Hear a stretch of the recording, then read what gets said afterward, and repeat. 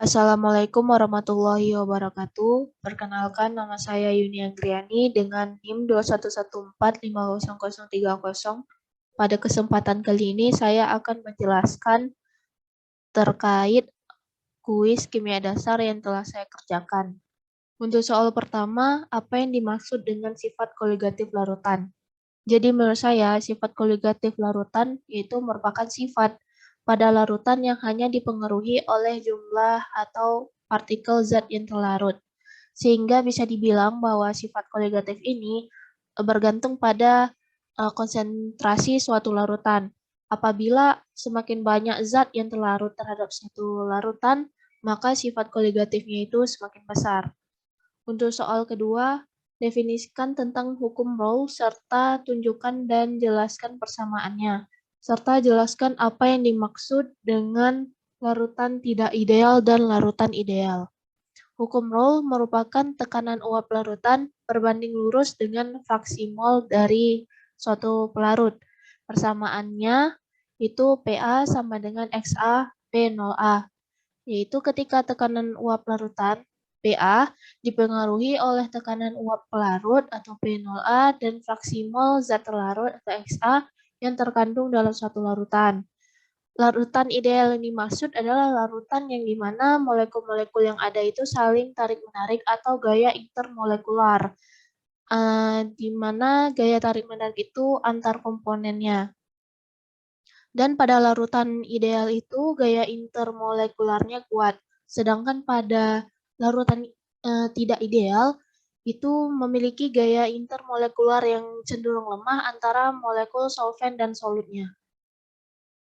Untuk soal yang ketiga, suatu larutan terdiri dari 396 gram sukrosa atau C12H22O11 dalam 624 gram air. Tentukanlah tekanan uap larutan pada temperatur 30 derajat.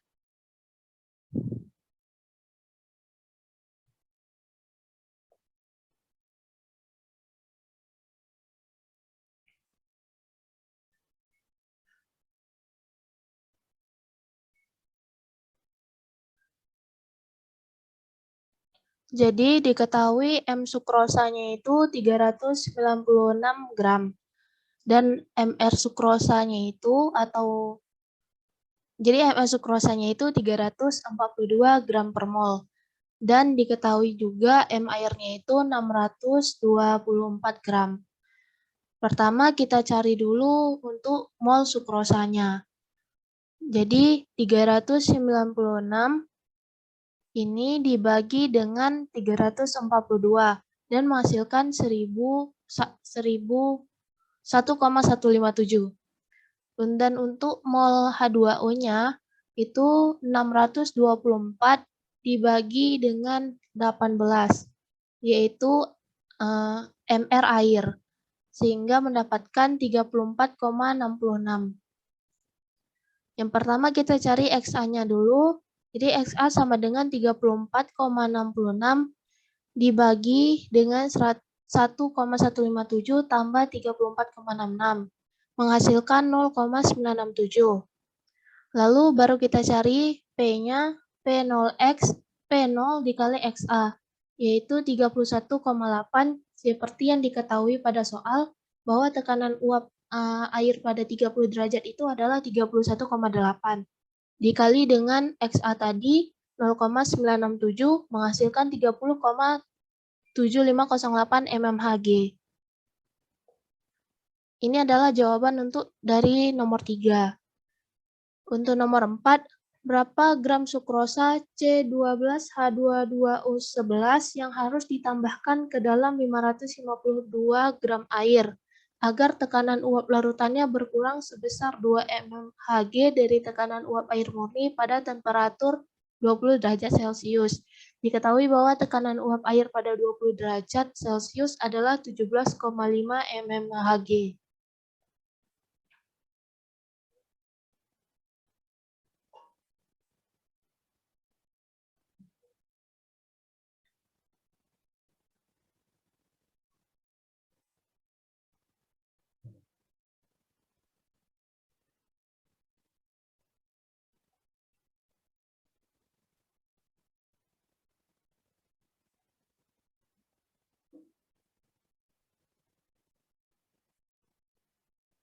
Jadi untuk soal nomor 4, yang pertama kita cari dulu delta P-nya. Jadi P 0 dikali dengan XT.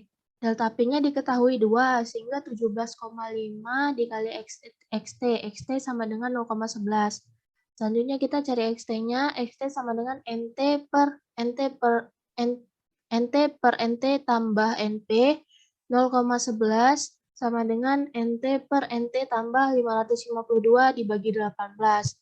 0,11 NT ditambah 3,37 sama dengan NT. 0,89 NT sama dengan 3,37. NT sama dengan 3,79 mol. Lalu untuk kita cari hasil akhirnya, NT sama dengan M per MR, sehingga 3,79 sama dengan M per 12 dalam kurung 12 tambah 22 dalam kurung 1 tambah 11 dalam kurung 16 menghasilkan M-nya 1,296,18 gram. Itu untuk jawaban soal nomor 4.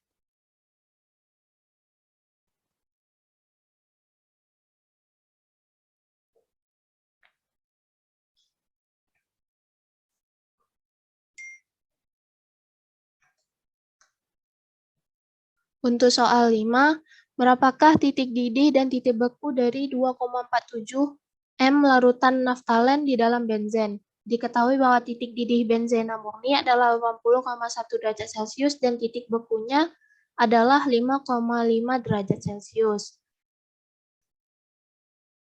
Jadi yang pertama kita buat diketahuinya dulu. Jadi mol larutan naftalennya itu 2,47 M.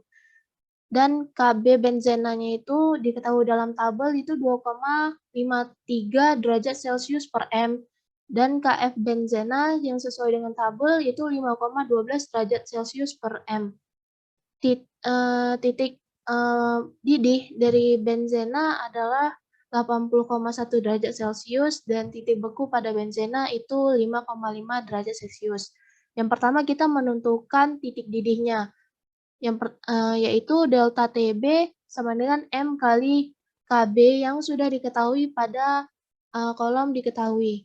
Delta TB sama dengan 2,47 dari sini dikali dengan 2,53 dari sini. Menghasilkan delta TB itu 6,2491.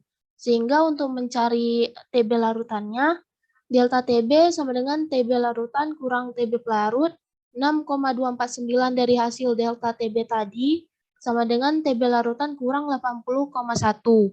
Menghasilkan TB larutannya itu 86,349 derajat Celcius.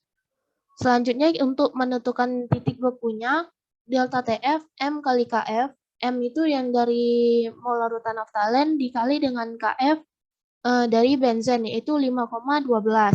Sehingga delta TF 2,47 kali 5,12 menghasilkan 12,6464. Selanjutnya untuk menentukan TF dari suatu larutan, itu delta TF sama dengan TF pelarut dikurang TF larutan. 12,6464 ini dari hasil delta TF yang sudah dicari tadi sama dengan 5,5 kurang TF larutan, sehingga TF larutannya itu adalah minus 7000,1464 derajat Celcius. Itu untuk jawaban dari nomor 5. Berikut penjelasan dari saya. Mohon maaf apabila ada kesalahan kata. Wabillahi taufiq wal hidayah. Wassalamualaikum warahmatullahi wabarakatuh.